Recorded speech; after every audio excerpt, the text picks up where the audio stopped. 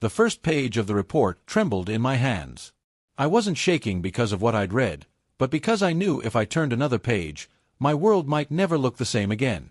When I'd hired the private investigator, it was supposed to be a family matter, a simple concern, a father's attempt to protect his son. My son, Ethan, had been married for 3 years to a woman I never fully trusted. Her name was Claire. She was beautiful, sharp-tongued, and, in my opinion, just a little too secretive. Late-night work meetings, hushed phone calls, evasive smiles. She had all the signs of someone hiding something. I didn't tell my wife, Linda, about the investigator at first. I knew she'd disapprove. She always defended Claire, said I was being paranoid. "You see ghosts in daylight, Mark," she'd laugh.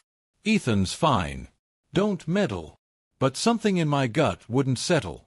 So, 2 weeks ago, I met with a private investigator named Tom Hargreaves. A quiet man with eyes that had seen too much. "Just follow her for a week," I'd said.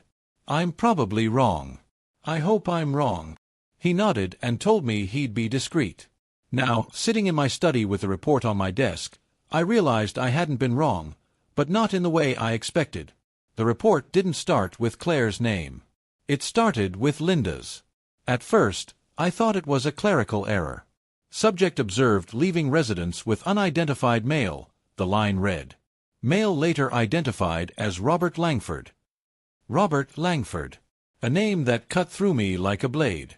He was an old friend. Someone I used to fish with. Someone who'd sat across from me at our dinner table countless times, laughing at Linda's jokes, pouring her more wine than anyone else. I turned the page. Subject and Langford met at the Rosemont Hotel, room 204. Approximately 3 hours spent inside. Exited separately. My throat went dry. I read it again and again, hoping the letters might rearrange into something else. Something innocent. But the next photos killed any hope of that. There she was, Linda, my wife of 32 years. Her arm linked through his, her head tilted toward him as if the rest of the world didn't exist. The photo was grainy, but unmistakable. Her hair, her floral scarf, even the small freckle near her left cheek. I wanted to vomit. I didn't confront her immediately. I couldn't. For the next few days, I walked around the house like a ghost. I watched her move through our kitchen, humming as she made coffee, texting on her phone, kissing me absent-mindedly on the cheek. I felt like I was living beside an actor performing the role of my wife. Every glance, every touch felt contaminated. At night, when she fell asleep, I'd lie awake staring at the ceiling, wondering how many nights she'd told me she was at her sister's or running late at book club, when she was actually in some hotel room with him. And the cruelest part, I couldn't tell anyone. Not Ethan. Not my daughter, Rachel. Not even the investigator. Because if I said it out loud, it would become real. A week later, I finally found my voice. It was a Saturday morning. She was sitting at the table, reading the paper, her coffee steaming beside her. She looked up and smiled. "You're quiet this morning," she said. I looked at her for a long time before I replied. "Linda, where were you last Thursday?" She frowned. "Thursday? I was at Susan's." "Why?" I nodded slowly. "Susan, huh?" "Yes, Mark. What's this about?" I didn't answer. Instead, I slid a photograph across the table, the one of her and Robert walking into the hotel. Her face drained of color. Her lips parted, but no sound came out. "Say something," I whispered. She stared at the photo, then at me, her eyes wide, her fingers trembling as she touched the edge of the paper. "Mark, I can explain. Can you?"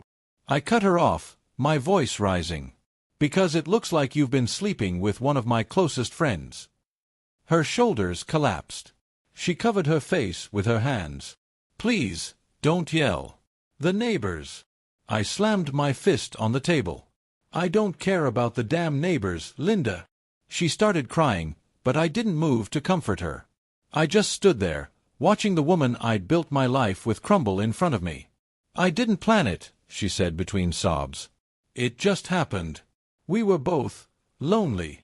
"Lonely?" I spat. "You have a husband, children, a home. You were loved. How is that lonely?"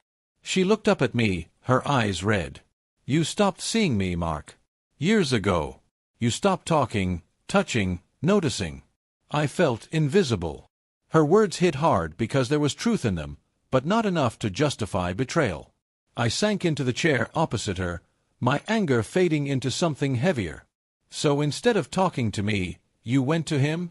She looked away. That's not loneliness, Linda, I said quietly. That's cowardice. The next few days were chaos wrapped in silence. We didn't sleep in the same bed. We barely spoke. She tried to reach out, texts, short notes on the counter, but I couldn't bring myself to answer.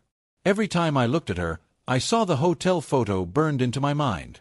Ethan and Rachel noticed, of course. You guys okay? Rachel asked one evening over dinner. Linda forced a smile and said, Just tired, sweetheart. I almost admired her ability to lie so easily. That night, I called Tom, the investigator. You followed the wrong woman, I told him. He sighed. I didn't, Mr. Lawson.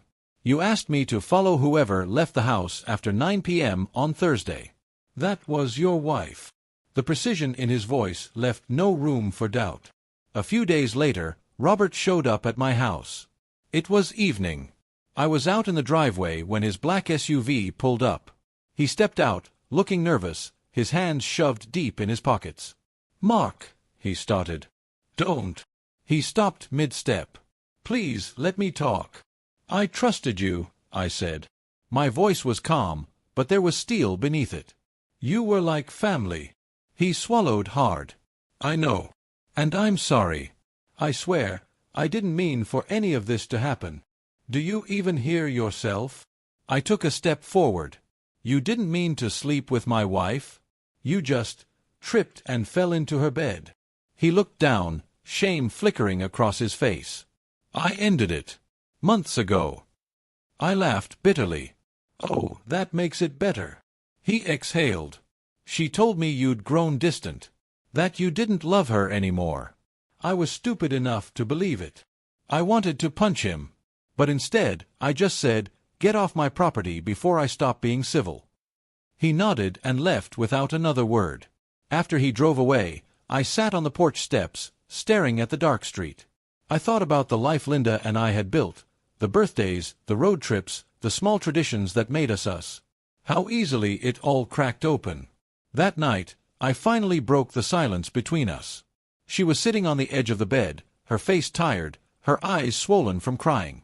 I talked to Robert, I said. She flinched. Oh.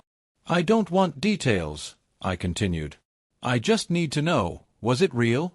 Were you in love with him? She hesitated, then shook her head. No. It wasn't love. It was escape. From me. From everything, she whispered. I don't even know who I was anymore. Her honesty stung more than lies would have. I sat down beside her, keeping a careful distance. You broke something I can't fix, I said. I don't even know if I want to. She wiped her tears. I understand. The following weeks were a blur of paperwork and silence. I couldn't stay in that house anymore. It felt haunted. Every room carried her laughter, her perfume, her betrayal. We didn't tell the kids the truth. We said we needed space. They believed it, at least for now. One night, before I left for good, I found Linda standing in the doorway, watching me pack. I never stopped loving you, she said softly. I zipped up my bag. Then why wasn't that enough? She didn't have an answer. As I walked past her, she reached out and touched my arm. For a moment, I almost stopped. But then I remembered the photos, the lies, the hotel room, and I kept walking. It's been 6 months since then. I live alone now, in a small apartment overlooking the river. The nights are quiet, but I don't mind. I fish sometimes. I read. I think. Ethan and Rachel still visit. They don't ask questions, and I don't offer answers. Sometimes, when I see couples holding hands on the street, I wonder if they, too, live behind illusions, if one of them has a secret folded inside a drawer, waiting to detonate. I don't know if I'll ever forgive Linda. Maybe forgiveness isn't even the point. But I've learned something about truth. It doesn't just destroy, it clarifies. And sometimes, when When I look at the reflection in the river at sunset, I realize I'm not angry anymore. Just tired. Tired, but free. Because in the end, losing her wasn't the real heartbreak. The real heartbreak was realizing she'd been gone long before I ever found out.